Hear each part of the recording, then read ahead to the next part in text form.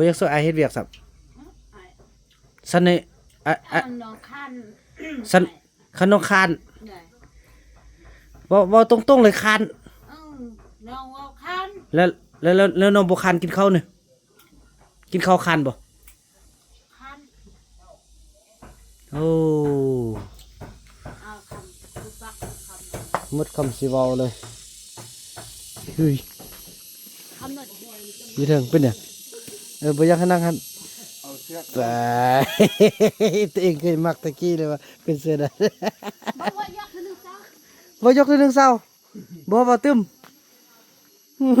สติกดาไปคำน้อยไปยืนเฮือนแม่เนาะบ่แม่นคือเมียเขาเป็นคนลาวก็มีเว้นหั่นน่ะก็มาอ้อมมาซิวมาเล่นมาเจอบ่ได้อยู่บ่นอนมื้อนี้อย่างที่โอ้นอนก็บ่แม่นบ่นอนมานั่งลิ้นซื่อๆเนาะมาลิ้นซื่อคืออันแม่เฮาก็มาลิ้นแม่ก็บ่ได้เอาไปตามเนาะนางติ๊กว่าสั้นๆบัดบ่ขอบใจ FC ผู้มีน้ำใจแบ่งปันเหมือนฟ้าบันดาลให้สร้างรายการนี้มาสวยเหลือคนทุกข์คนจนหรือคนด้อยกว่าด้วยแห่งศรัทธาบุญนำพาได้มาร่วมทาง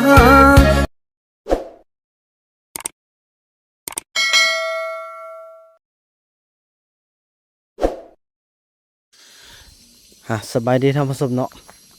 คลิปนี้ก็เป็นคลิปหนึ่งที่ทางพวกเราเริ่มดำเนินเรื่องการโอ้พูดมาพูดน้ำปั้นตรงนี้นะตายพอเท่าจันนี่พี่น้องผู้เฒ่าผู้แก่เนาะลืมหน้าลืมล่างเนาะนี่แหละโอ้ปิดน้ำเด้อโอ้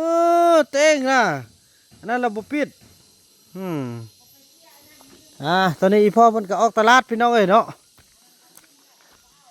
เอาเนี่ยมากินช่วยกันพอมื้อนี้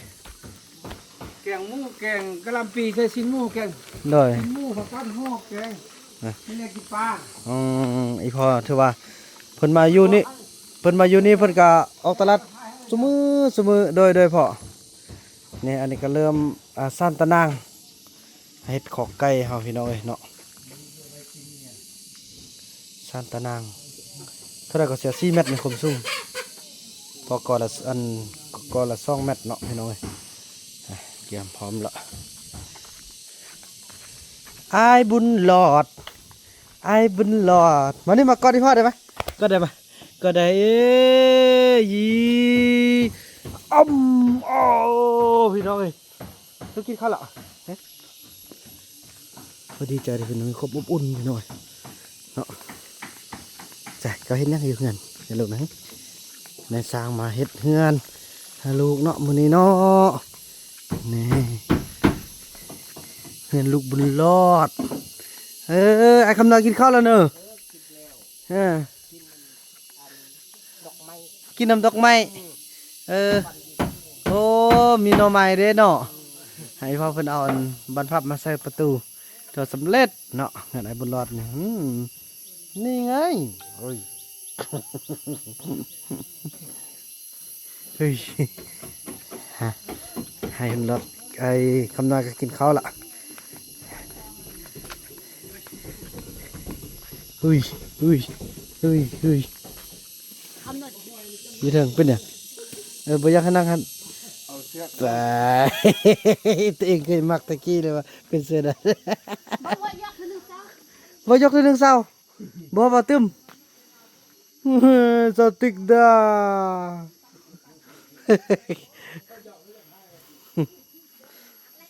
โอ้ยกหลักไหลป่อ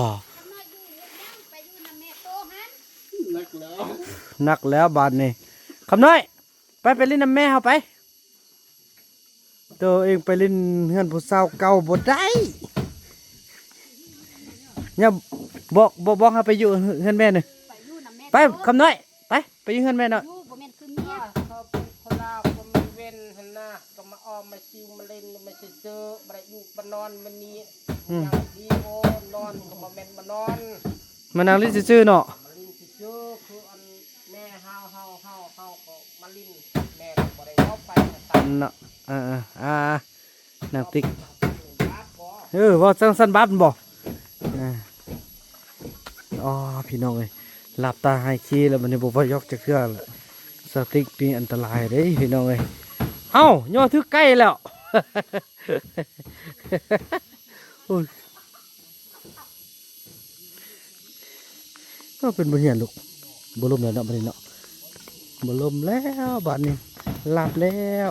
บ่เป็นตายกพี่น้องสติ๊กเราเป็นคนที่นั่นเด้เนาะโอ้เนี่ยพี่น้องเอ้ย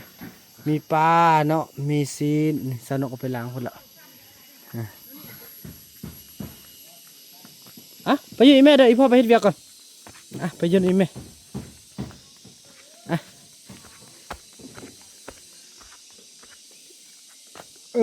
ขมูเนาะบอกไปใส่กระไปเนาะพี่น้องเบานำกว่าจะได้พาทุกคนไปเบิ่งเวียกนำกันเสียมตัวเองไปใส่ว่าพี่น้องอยากให้อันซาลีไปเฮ็ดเวียกนำนะเนาะคนลุมเนาะน้องบ่ไปลมหรือหายไปลมลุมก็ได้น้องลุมมา บ่มาไปสติ๊กอยากให้สติ๊กกับซาลีมาเฮ็ดเวียกช่วยได้นะเว้ยมันสิกินข้าวลาแล้วนั่งนอนได้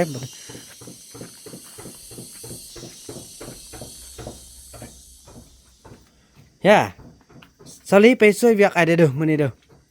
อันนี้เราเบิ่งบุญรอดเด้อเบิ่งบุญรอดให้ติ๊กมาช่วยเวียกนำได้เด้อไปช่วยกันคนละเล็กคนละน้อยเนาะลีเนาะเด้อไปช่วยไอเด้อ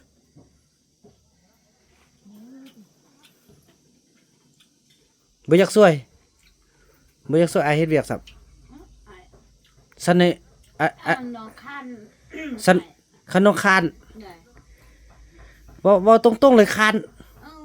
น้องเอาคันแล้วน้องบ่คานกินข้าวนี่กินข้าวคานบ่คันโอ้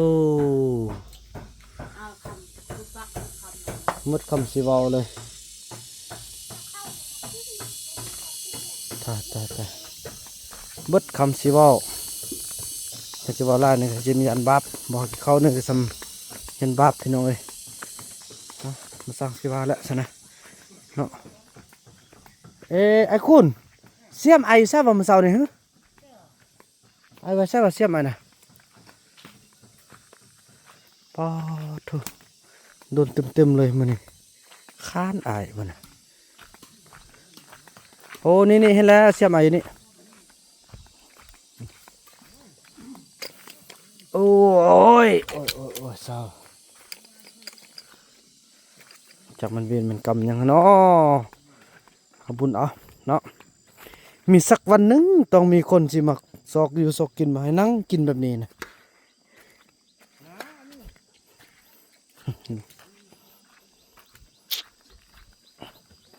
ส่วนละซาลีนะส่วนมาเฮ็ดเวียกนำละบอกตรงๆเลยว่าบอกตรงๆเลยว่าค้านแล้วว่าเฮ็ดบ่ได้ค้านนั่งกินข้าวเงียบๆเพราะว่าบ่ค้านกินข้าวนึงบ่ค้านมันน่ะไปปักไปเลยปักไปเอาเสือกเน่งเลยเนี่ยพ่ออันนี้ปุ๊กยังเนี่ยพ่อนี่นะมะครัวเอาปุ๊กมะครัวให้หน่อยไปเจาะหลักมาฟังนี่เลยจับไปเลยเสือกเน่งไปนี่เป็นละลายคุณเลือกแล้วไม่ได้มันซอกหลักมาใส่เอาคุณเลือกเติมได้ที่ได้มาบนเอากระชิก้นช่วยกันพี่น้องไอ้เนาะ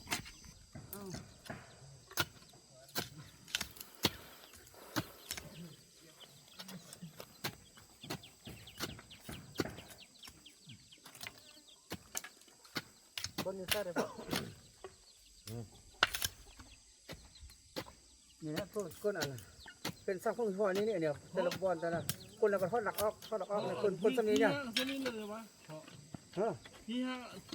ก็เอาซ้ำนี่เลยเอาตัวไม่เคยปังอันนี้คนนี้นะพ่อเนาะพันทีพออันนี้ปุ๊บมาคว้านบ่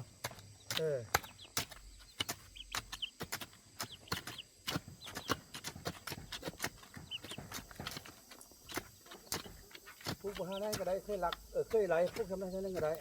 อันนี้นี่ทำไปเนาะ บ่เฮ็ดเล็กไปเด้เพราะว่าเฮ็ดได้ซ้ำหัวเนี่ยผมจะเอาได้เอาปุ๋ยแก๊สเตาท่มคืนให้นำได้สปุ๋ยเท่าใดเนี่ยสปุ๋ยมากปุ๋ยเป็นมันหักนานมากพอขุดเอาขอโทษ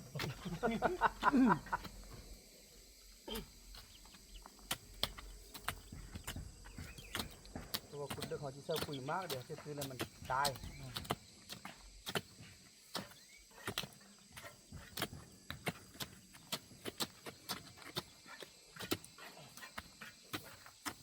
ได้แล้วพอว่าทำนี่ เออ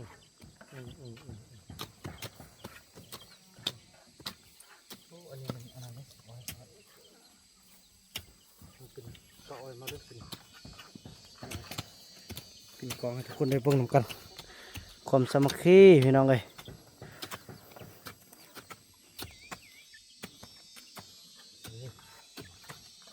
คือไปมัดขัดโอ้ไหมไม่หรอกบ่เนี่ยอะไรพอทาปักก็ได้เจ้าเอาไม้แทกแล้วก็ยิกที่ดินฮะ แน่นเลย เอาหลักปักมันยากให้เจ้า ถ้าเสียมแซกไว้เนาะ เสียมเจ้าทีมส่วนจีเมียเพื่อเมียมันอย่าไปว่าเจ๊ดม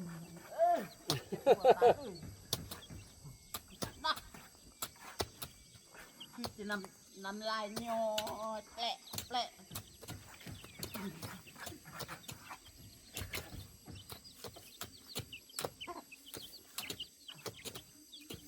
มันนักพูดดมหอมตำไป ส่วนเฮ็ดเวียก ค้าน นี่แล้วผู้เข้ากินน่ะ บุญหัวเท่าฟ้าแล้ว อันนี้มันเยอะ คุณขุดสะบอดอันหลักทั้งกันต้นนั้นน่ะขุดเลือกคือคุ้มนี้เนี่ยต้นขุดเลือกรถต้นนั้นน่ะต้นสุดพุ่นน่ะคุณ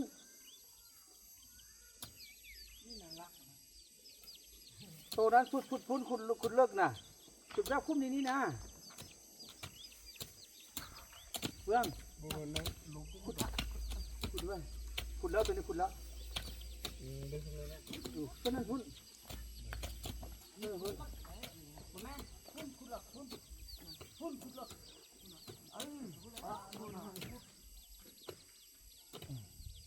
คุณมันคุดได้ไหม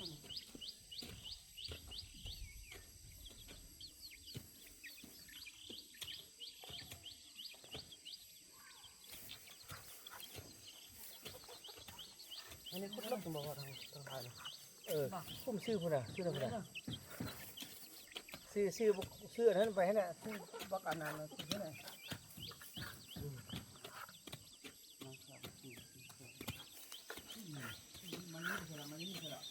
สำเร็จไปคุมที่หนึ่ง แม่พ่อพ่อนี่ก็เอาไปพันอย่างเงี้ยโอ้ยจะขาคืนตาเนี่ยอีก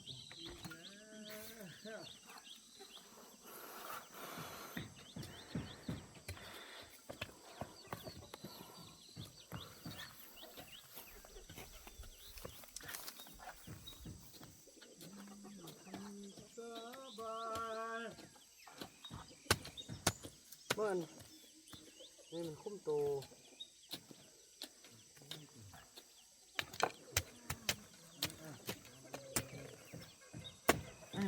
ผมลบเลยเนาะ เ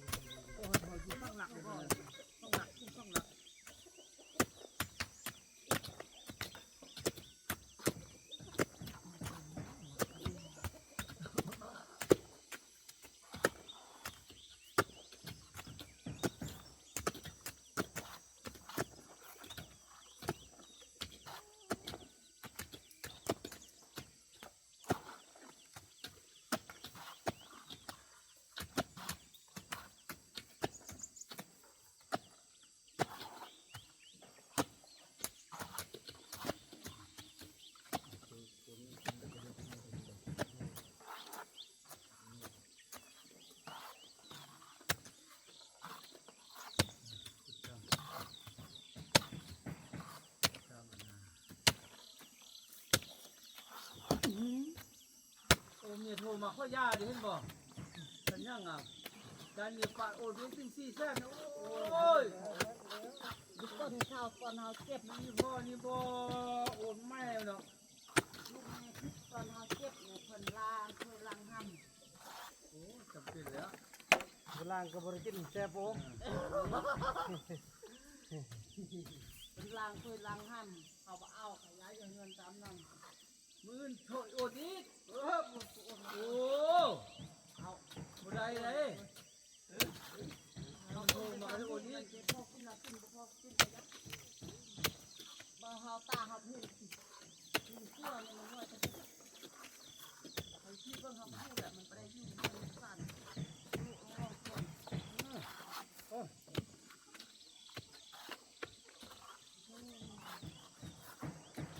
เนี่ยอันยุ่งยากเนาะ เดี๋ยวก่อนงานว่าจะโทรตำรวจมาเอาอยู่นี่ โอ้ตีตี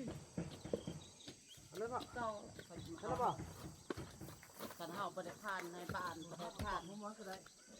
อันนี้แท้เอา โอ้ อันนี้เฮามามีพวกตำรวจหันแห้งแม่นผู้เฮาเพิ่นไว้ใจ พอแล้วนะพอแล้วมันได้แล้วบนมันดำขึ้นเห็นบ่น้ำดำนะที่บอกตัวดำๆให้เลิกๆที่เขาเอาหลักให้มันเน้นเพราะมันลมนะ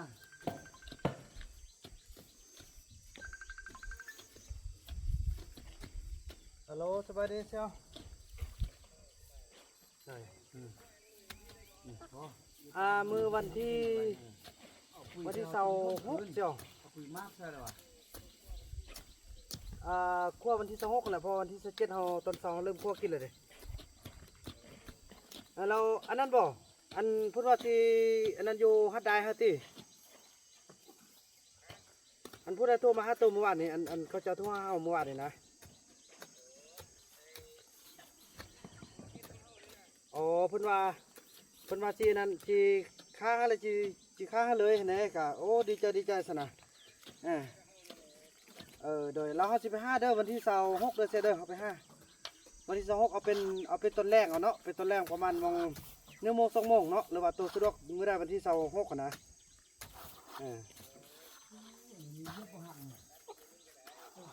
เขาสิเอารถอันไปตั้งเอาเลยแหน่ ตายทักบ่บ่ให้ทักเดียวเนี่ยเอา3 ล้านนั่นน่ะเสียเอ้ย อันนั้นบ่ ก็ว่าเนี่ยมัน ได้เรื่อยก็มี มันก็บ่ใหญ่น่ะตัว3 ล้านน่ะ เมื่อวานเนี่ยอันนั้นขึ้นมาแพงเลยพวก2คนเฮาขึ้นมาเหยียบ จากน้ำ ประมาณจักล้านซั่นน่ะมีงาน บ่เอาพาโป๊ะ ข้าวฟันมือพาฟันเด้อ คันไปเที่ยวค่ะ ไปเอามาฟันเดี๋ยวนี้ไปพาไหนไป เนาะฉันเอาตัว4 ล้านซะเนาะเอาตัวซอกกันตั้งเพื่อเฮาเด้4 ล้านหรือว่า4 ล้านหรือว่า3 ล้าน5ก็ได้นะเสี่ยวมีบ่ เพื่อมันแห้ง ตั้งช่วยให้ได้เสี่ยวมันคือว่าแล้วมันอันใดก็มันเฮานี่แหละเอาขึ้นเอาคอนบ่ได้ก็เพื่อความสิเหลือเขาเจ้าอะไรเสี่ยวคือต้นเขาเจ้า ไป นั่น เล น่ะ ยเขาเล่นคิวเลยเนาะโอ้ยบ่ ขอบใจเสี่ยวเด้อซอกโตมันมีสินเฮาเด้อเอาค่อยดำเด้อเสี่ยวเด้อโอ้ยเด้อขอบใจเสี่ยว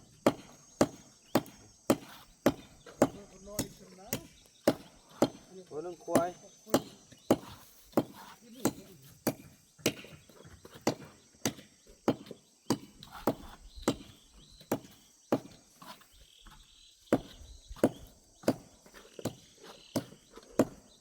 สบายดีโอ้ยน้องไปโอ้ยเลยดีหน่อยนึง เลยมือทัดกันเนี่ย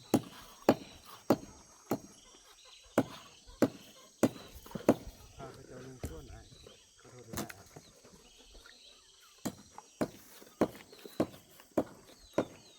อันนี้ไม้มาเลยบ่ ไม่เลยก็ได้เบิ่งซื้อนี่ก็ได้เบิ่งคุ้มนี่ซื้อกันแล้วก็มันเลยก็ได้มันก็คุ้มเลยสามารถซื้อได้แล้ว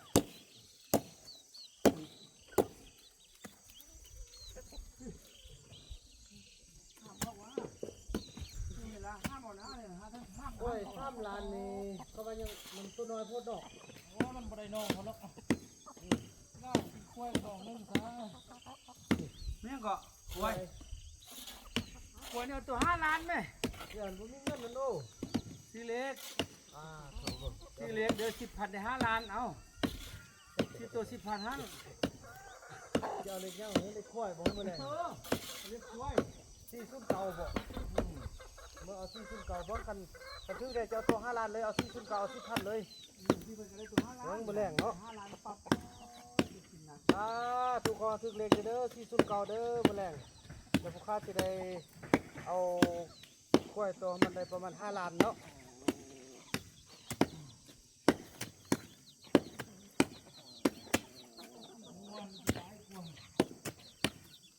งัวมันดุกันน้ำเขานะกินบ่ได้บางคนเลย มันเดียวงัวเนี่ย ฮะ เขาบ่กินคนบ่กินคนนิยมกิน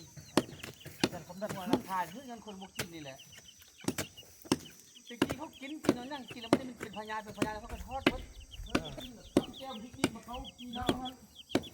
กินนั่งนี่รับแก้วพริกกินน้ำมาอะไรเราหมดเลยปอก ใช่จะห้ามนะเนาะ นี่ท่าน ย่านบางคนจะตามเนี่ยเอาซื้อตามเนี่ยเลยเด้อ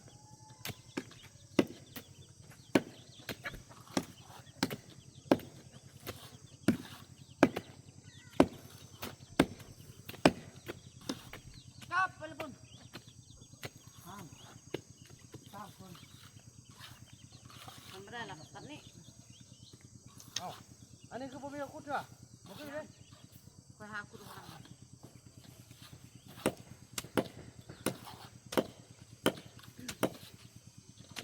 หนักโอ้โห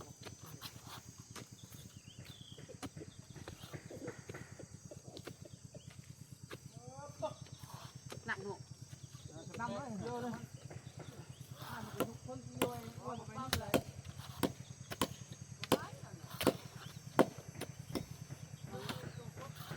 ห้ามมาที่เฮ้ย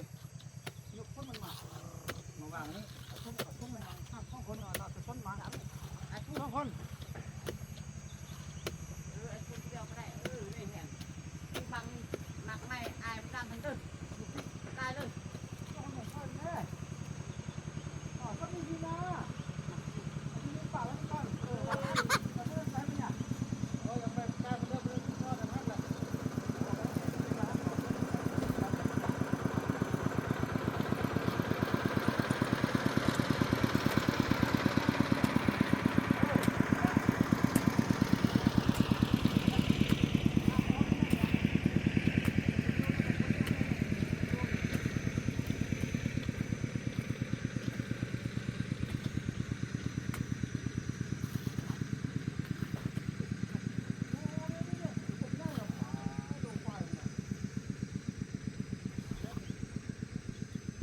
นั่นหอนี่ลงมันจะเพิ่มตัวมันไปโอ้มูทางไปอ่ะเว้ยโอ้น่าดีเนี่ยห้องน้องนี่มันหยวงเบิ่งแล่นพุ่ง ก็แพ้ทำไม่แพ้มันจะกระดูกวะมันจะกล้านะ เราทุกแห่งแล้วบ่ได้ทุกว่าฮักบ่เนาะทุกครั้งทางบ่เกี่ยวกันเอาออกข้ามปีก็ได้อยู่เนี่ยดูกันลังจ้ะสำคัญคือกันลังเห็นมันประจุ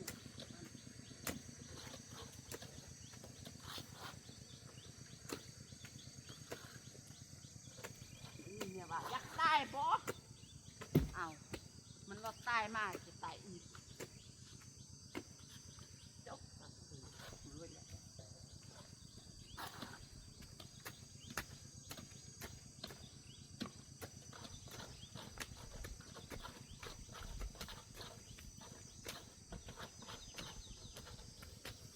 ทำไม มันซื้อเลยซื้อตามนี้เลย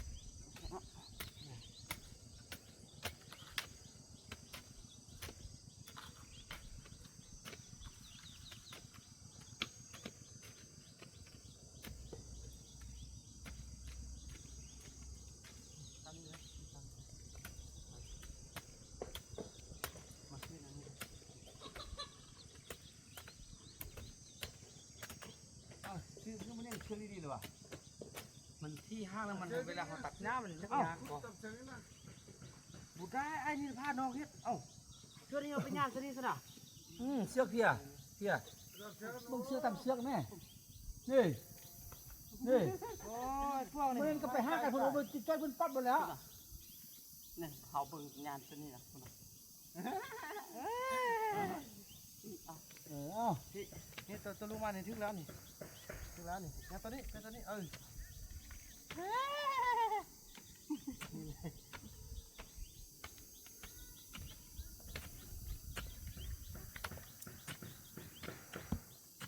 มันมาวิตอนเขายกก้นเด้เนาะ คนออก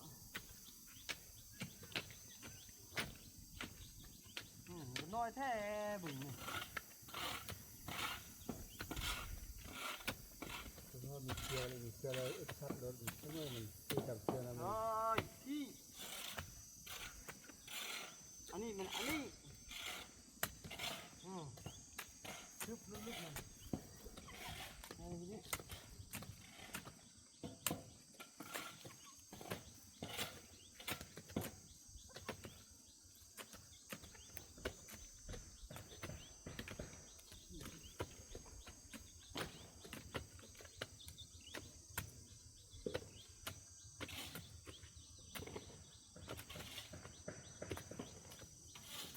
ชายวิลลี่ครับเด้อ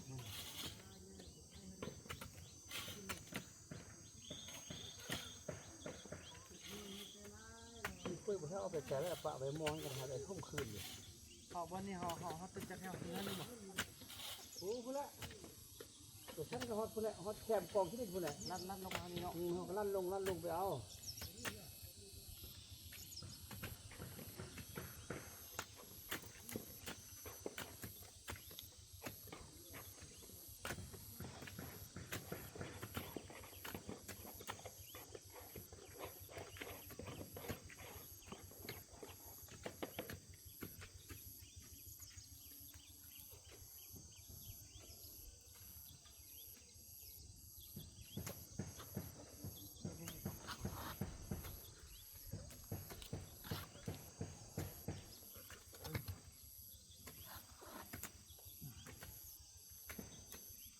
แต่ไอ้คุณกินเหล้าเนี่ยไปจากซื้อเนาะซึ่งพอไอ้คุณไม่ได้กินเหล้าที่อันที่เดนวิดอันนี้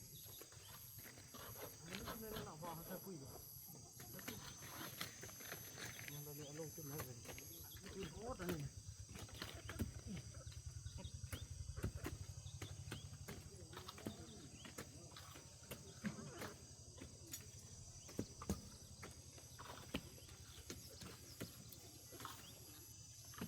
เล่นว้าวมัน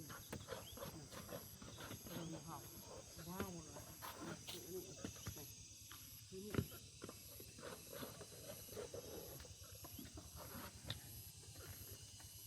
พอนอันนั้นเราปุ๊กหมกบวกขึ้นเนาะนั่นเนาะหมกบวกขึ้นเท่านั้นได้ทันอยู่มันขึ้นเลิกเลยเป็นเลิกหน่อยพอจะสลักคุณเราบอกอะไรไงเอาไม้ตัวนั้นแทกเอาไม้ตัวนั้นสลักกันก่อนเพราะฉะนั้นเอาไม้เทียบสลักกันเรานี่ไม้ทางล่างไม้เป็นแท่นบ่เป็นกล้องเงาหน้าลำทีน่ะนี่เอามันอันนั้นแหละเอาจีสลักข้างแล้วก็เอาย้ายมาข้างนั่นแหละ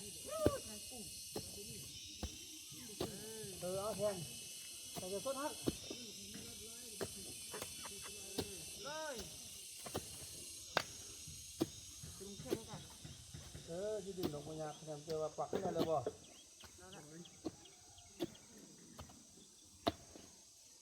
เนี่ยรักไม้ไผ่นะพ่อสันก็เอาไม้ไผ่แล้วก็ตัวเชิงข้างกลางมันก็ผ้าซี่มาซัก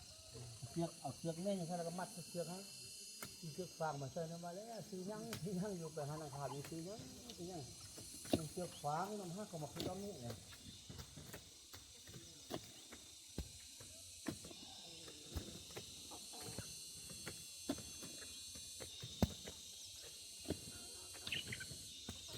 ก็นู่นนี้ไปหน้าพ่อในบ้าน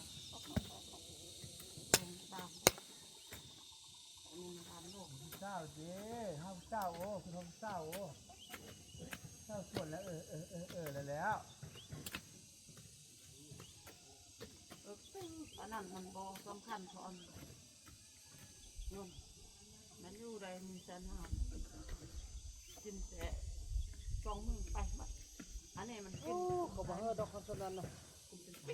ให้ดอกเดียวบกแข้งเดียวบกแข้งเขาบอกหูจับ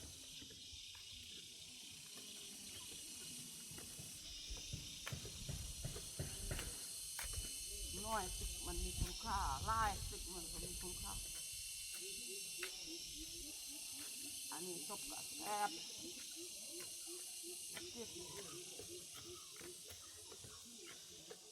อันนั้นกิน2 มื้อที่เรา2 มื้อก็บัดแล้วเงินไปจ้างซะหน่อยอันนี้มันก็ได้มัดได้ปีชั่วเขาตายอย่าต้องเรื่องขึ้นใดคืออะไรเชื่องเด้เนาะ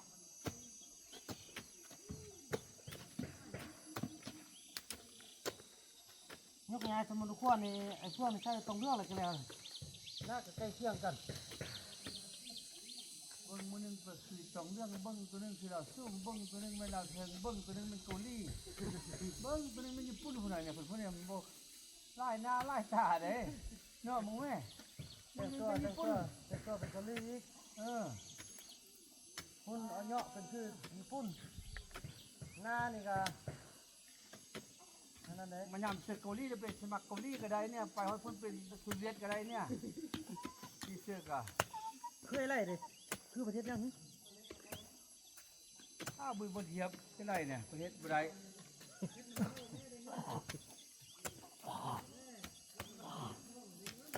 พ่อแม่ก็ยังนี่เนี่ยอันนั้นกับเพื่อน ยังแต่พ่อ อยู่บ้านในแบบนี้เนี่ย เอาอยู่นั่นเลยเท่าซ้ำอนาคตเท่าบ่มีเมียมันเอาเมียตั้งแต่แม่ตายมันเอา3 คนแล้ว ปะท้ เอาแล้ว ขนาดมันรั่วคือกับเฟืองนี่สินะ เอา เนาะ แล้วมันปะเอาแล้วปะ เอาเมียทำอิฐวางที่เม็ด เฟืองนี่เขาได้ซ้ำเมียเลย เมียมิดอะไรนี่แม่น มันปะ โอ้ จะเอาจืมนี่ ตายยี่ห้อ นี่หอดมืออันน่ะเอาไปน้ำพุ่นจะว่าเอาไปน้ำพุ่นนั่นบรรทัดได้ล่ะค่อยไปเฮ้ยจะเบิ่งเมียอ๋อ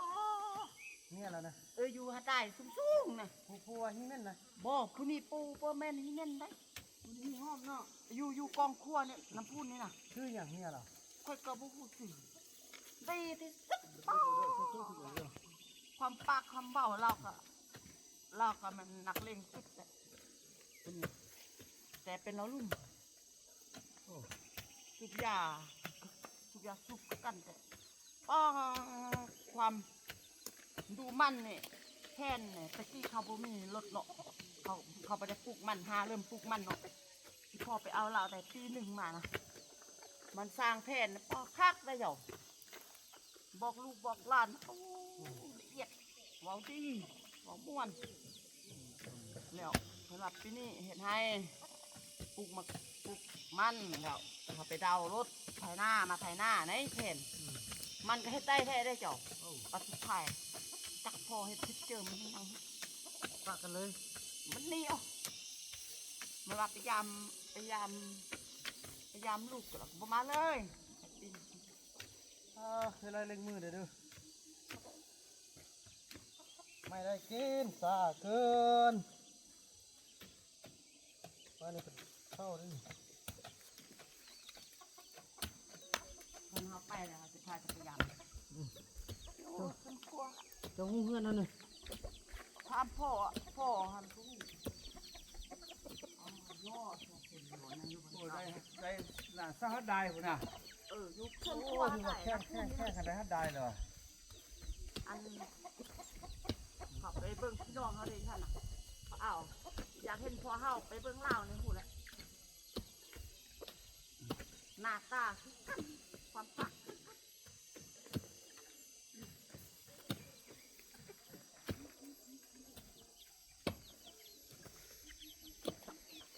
ือดีลูก คำนั้นเขาได้ไหมเฮ้ยเขาได้ไหม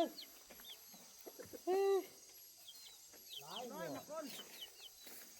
แค่ได้คำนวณมาช่วยเราพี่น้องเอ้ยแน่อันนี้โอ้ช่วยกันโอ้นั่นนี่เธอใกล้จะสำเร็จแล้วทางนี้ไปจำพุ่นเลยนะพ่อเนาะ ง่ายลักช่วยไรวัดมาละสักครั้งจะปักหลักให้กันในบอลในนาบอลค่อยแทงไว้แล้วนะ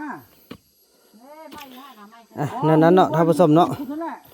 คลิปนี้บ่าวนำขออนุญาตจบคลิปกันสำนี้ก่อนพี่น้องเนาะพบกันในคลิปต่อไปพี่น้องเอ้ยคลิปนี้บ่าวนำขอกล่าวคำว่าสบายดี